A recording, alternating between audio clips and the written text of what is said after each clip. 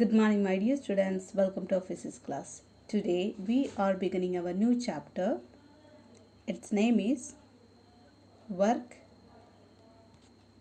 Energy,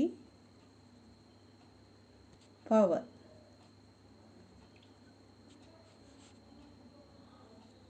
Today we will discuss only about the work. Let's see what is meant by work. Work അല്ലെങ്കിൽ പ്രവൃത്തി എന്ന് പറഞ്ഞാൽ എന്താണ്? നമ്മൾ പറയാറുണ്ട്, നമ്മൾ വർക്ക് ചെയ്തു, ഞാൻ എത്രത്തോളം വർക്കൊക്കെ ചെയ്ത് കഴിഞ്ഞതാണ്, അല്ലെങ്കിൽ അത് ഇത്രത്തോളം വർക്കേ ഉള്ളൂ അല്ലേ, ആ വർക്ക് ഭയങ്കര ബുദ്ധിമുട്ടായിരുന്നു എന്നൊക്കെ പറയും. അപ്പോൾ ശരിക്കും ഈ പറയുന്ന കാര്യം എന്താണെന്ന് നമുക്ക് വ്യക്തമാണോ? എന്താണ് ഈ വർക്ക് എന്ന് പറഞ്ഞിട്ടുണ്ടെങ്കിൽ?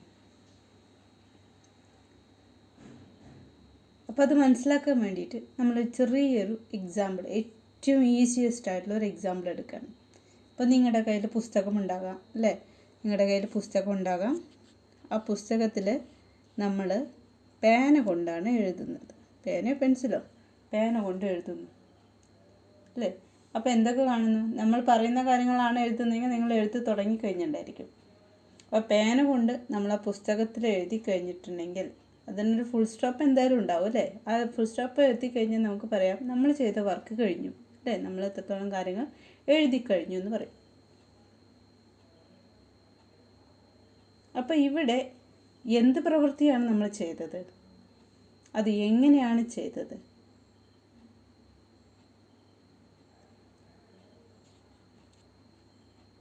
ഇവിടെ നമ്മൾ എഴുതാണ് ഉണ്ടായത് അല്ലേ.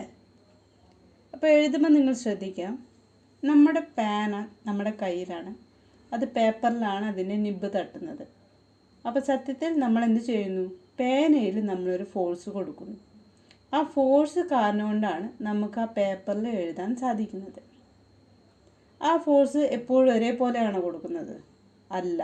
നമ്മൾ എഴുതുന്നത് പല ലെറ്റേഴ്സുകളാണ്, പല അക്ഷരങ്ങളാണ് അല്ലേ.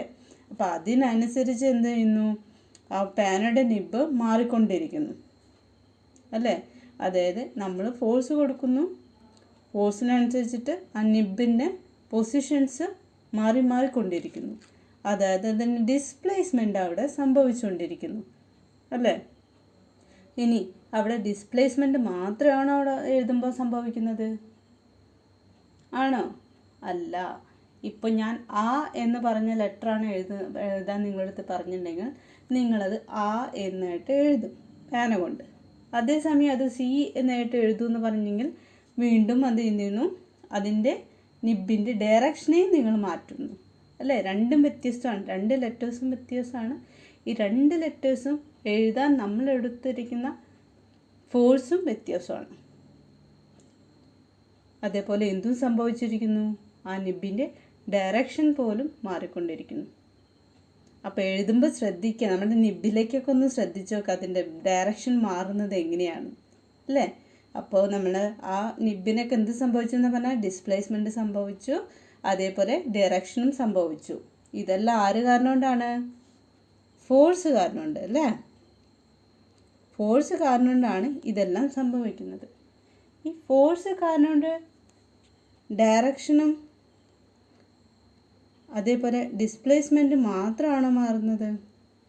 അല്ല അല്ലേ. അപ്പം നമ്മൾ എഴുതി കഴിഞ്ഞ പേപ്പർ നിങ്ങളുടെ എഴുത്ത് നിങ്ങൾക്ക് ഇഷ്ടമായിട്ടില്ലെങ്കിൽ വേണമെങ്കിൽ എന്ത് ചെയ്യാം? ആ പേപ്പർ ക്രഷ് ചെയ്തിട്ട് നിങ്ങൾക്ക് പുറത്തേക്ക് കളയാം, ഡസ്റ്റ്ബിന്നിൽ കൊണ്ടുപോയിടാം അല്ലേ. അപ്പോൾ എന്ത് ചെയ്തു? ആ പേപ്പറിൻ്റെ ഷേപ്പിനെ തന്നെ മാറ്റി. ഷേപ്പിനെ ഇവിടെ മാറ്റിയത് എന്താണ്? നമ്മുടെ ഫോഴ്സ് തന്നെയാണ് അല്ലേ. നമ്മുടെ ഫോഴ്സ് തന്നെയാണ് ആ വസ്തുവിൻ്റെ ഷേപ്പിനെ മാറ്റിയത്. ഇപ്പോൾ ഫോഴ്സ് കാരണം കൊണ്ട് ഷേപ്പ് മാറുന്ന പല അവസരങ്ങളും നമ്മുടെ ലൈഫിൽ ഉണ്ടായിട്ടുണ്ടായിരിക്കണം. അതൊക്കെ ഒന്ന് ഓർത്തെടുക്കുക, എങ്ങനെയാണ് ഫോഴ്സ് കാരണം കൊണ്ട് ഷേപ്പ് മാറുന്നത് അല്ലേ. അപ്പോൾ ജനറലൈസ് ചെയ്തിട്ട് നമ്മൾ എന്തിനാണ് ഈ ഉദാഹരണങ്ങളൊക്കെ പറഞ്ഞെന്ന് വെച്ചിട്ടുണ്ടെങ്കിൽ, ഫോഴ്സ് കാരണം കൊണ്ട് എന്തൊക്കെ മാറ്റങ്ങളാണ് സംഭവിക്കുന്നത്? ഫോഴ്സ് കാരണം കൊണ്ട് വസ്തുക്കളുടെ ഡിസ്പ്ലേസ്മെൻറ്റ് സംഭവിക്കുന്നു, അവരുടെ ഡയറക്ഷൻ മാറുന്നു, അവരുടെ ഷേപ്പ് എല്ലാം മാറുന്നു.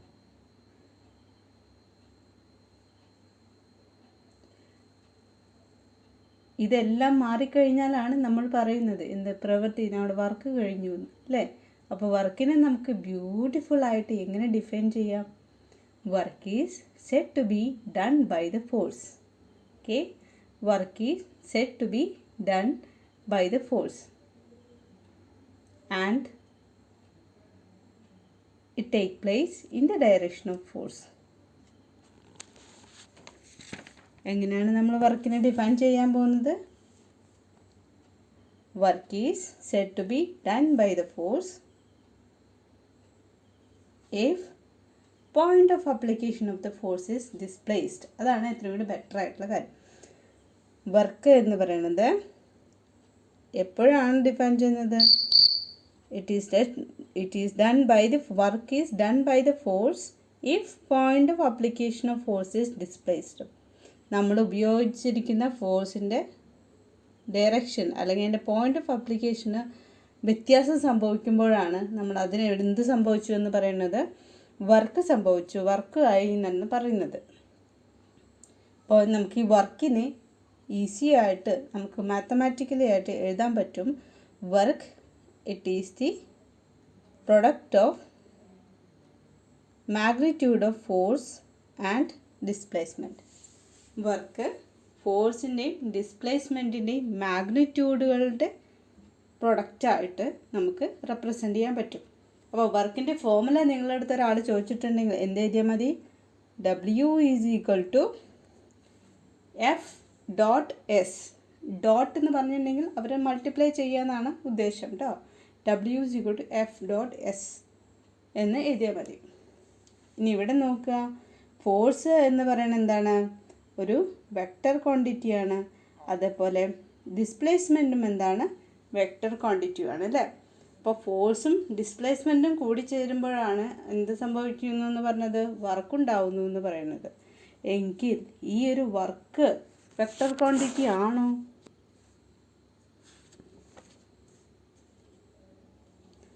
വർക്ക് ഒരു വെക്റ്റർ ക്വാണ്ടിറ്റി അല്ല കേട്ടോ. വർക്ക് എന്താണ്? ഒരു സ്കാലർ ക്വാണ്ടിറ്റിയാണ്. That means we are measuring the magnitude of that work. അപ്പോൾ W അല്ലെങ്കിൽ വർക്ക് എന്ന് പറയുന്നത് ഒരു സ്കാലർ ക്വാണ്ടിറ്റിയാണ്. അത് മറക്കാതെ ഓർമ്മിച്ച് വെക്കുക കേട്ടോ. എന്താണ് വർക്ക് എന്ന് പറയുന്നത്? സ്കാലർ ക്വാണ്ടിറ്റിയാണ്. ഈ വർക്ക് പലതരത്തിലുള്ള വർക്കുകളുണ്ട് അല്ലേ? ഒരേ ഡയറക്ഷനിൽ സംഭവിക്കുന്ന വർക്കുകളുണ്ട്, വ്യത്യസ്ത ഡയറക്ഷനിൽ സംഭവിക്കുന്ന വർക്കുകളുണ്ട്, ഒട്ടും വർക്ക് സംഭവിക്കാത്ത സിറ്റുവേഷൻസ് അടക്കം ഉണ്ട്.